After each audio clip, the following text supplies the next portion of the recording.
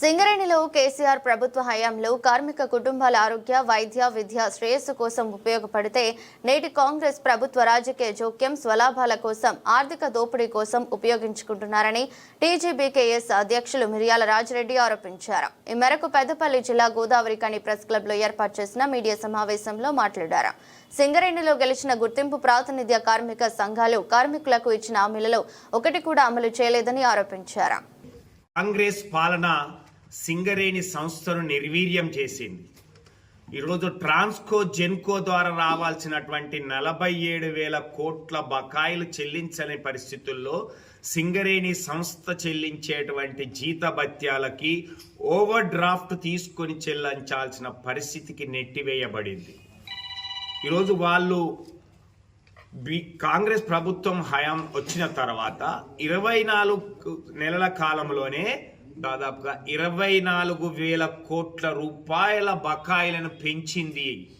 గతంలో ఉన్నటువంటి 29,000 కోట్లకు వీళ్ళు మళ్ళీ ఈరోజు 47,000 కోట్లకు తీసుకొచ్చిర్రంటే అప్పుల్ని, డ్యూస్ని చెల్లించకపోవడం సంస్థ నిర్వీర్యం చేస్తున్నది కాంగ్రెస్.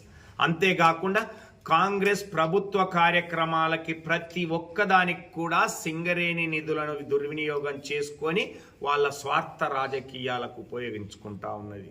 అలాంటిది ఈరోజు సిద్దిపేట, సిరిసిల్ల, గజ్వేల్లో ఆ రోజు బీఆర్ఎస్ ప్రభుత్వం చేస్తున్నది మీకు సిఎస్ఆర్ నిధుల దుర్వినియోగం అన్నట్లయితే, లేదా ఈరోజు కొడంగల్లో జరుగుతున్నటువంటి దుర్వినియోగం అయితే, వీటిపైన బకాయిల పైన, సిఎస్ఆర్ డిఎంఎఫ్టి నిధుల యొక్క దుర్వినియోగం పైన సింగరేణి సంస్థతోటి శ్వేతపత్రాన్ని విడుదల చేపించి ఎవరు ఏంది అనేటువంటిది నిగ్గు తేల్చాల్సినటువంటి బాధ్యత మీ పైన ఉన్నది.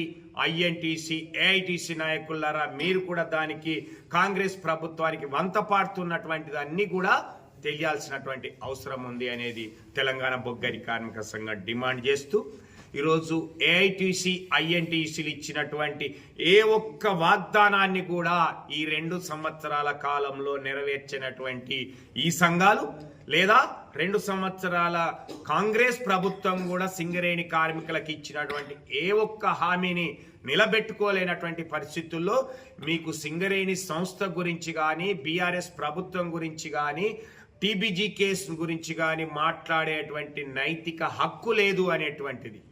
ఆనాటి రాజకీయ జోక్యం, కేసీఆర్ గారి యొక్క రాజకీయ జోక్యం కార్మికుల ఆర్థిక సంక్షేమ, విద్యా, వైద్య సౌకర్యాలకు ఉపయోగపడితే, ఈనాటి రాజకీయ జోక్యం అనేది మీ కాంగ్రెస్ నాయకుల కోసం, కాంగ్రెస్ పథకాల కోసం సింగరేణిని నిర్వీర్యం చేసి ఈరోజు దారిని మళ్లిస్తున్నటువంటి విధానాన్ని ఎండగడుతూ ఈరోజు శ్వేతపత్రాన్ని విడుదల చేయాల్సిందిగా కూడా తెలంగాణ బొగ్గని కార్మిక సంఘం డిమాండ్ చేస్తా ఉంది.